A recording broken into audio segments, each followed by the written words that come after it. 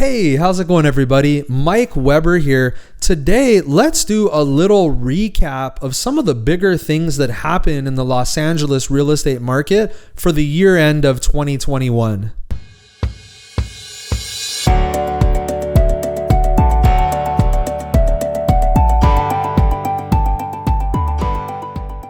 So getting started, let's talk a little bit about what happened in the real estate market in general in terms of inventory and prices, kind of the most important factors. We saw towards the beginning of the year really this kind of meteoric growth in median home prices.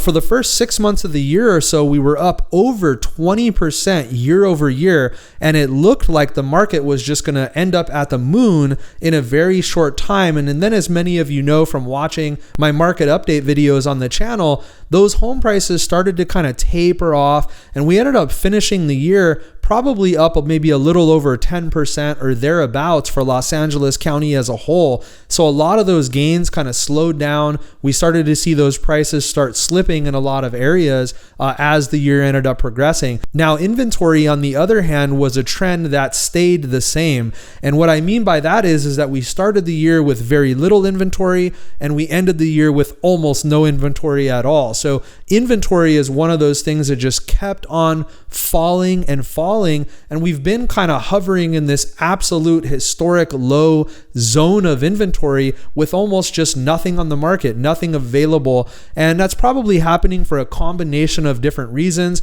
Of course, on the one hand, we have a lot of demand out there, not just from home buyers and consumers, but also from large corporations like Zillow or BlackRock or Open Door or Keller Williams Offers, or all these different companies that are out there buying up inventory. Now, this leads me to one of my next points and one of the other big things that happened, and that is that Zillow, who was buying a lot of homes in the market, actually threw in the towel and completely got out of the home buying business in 2021. Now, they tried to kind of blame it on an algorithm problem, that they weren't really able to kind of grasp the true value of a lot of these homes they purchased. But in reality, I think what more likely happened is that the algorithm or their systems or whatever it was anticipating more and more appreciation in a lot of these properties, and they were overpaying for these properties, taking into account repairs and holding costs and, sales costs and commissions and all the things that were going to need to happen.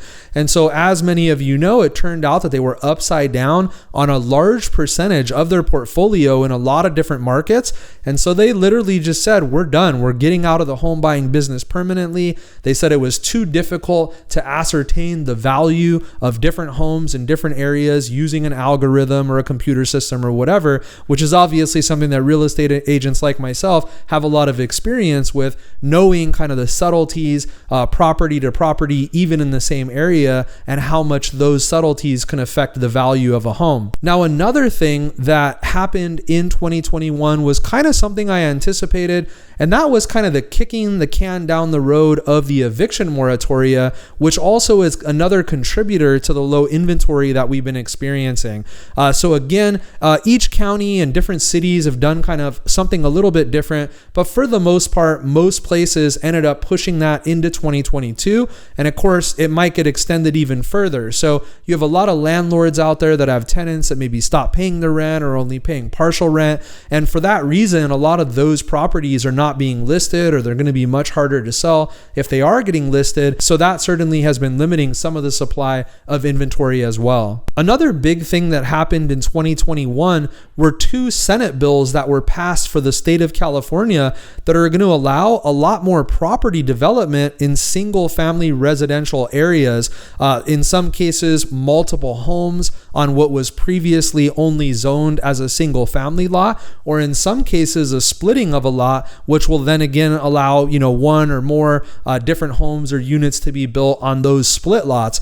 So that's definitely going to be impactful in the future. And there's going to be a lot of development possibilities that are going to come from that. But of course, that's going to probably roll out relatively slowly, but definitely a big thing that changed in 2021. And finally, the last thing I wanted to talk about that did change right here towards the end of 2021 is finally we got an announcement from the Federal Reserve that they're going to possibly start to raise interest rates a little teeny tiny bit into 2022 and maybe into 2023. Now, I'm going to do a video at the beginning of 2022 to kind of share my thoughts and my outlook for the real estate market for next year. But I do think that there will be some significance if these rates do start to trend up. And I think we could start to see that impact as early as the middle of next year. So keep an eye out for my next video, which I'll be putting out soon into the new year. If you want to share any thoughts or ideas or things that you're seeing in the real estate market, or if you have any questions, feel free to put those in the comments below. If you haven't subscribed already, go ahead and do that now. Give me a thumbs up if you liked the video, and I look forward to seeing you on the next one. Take care.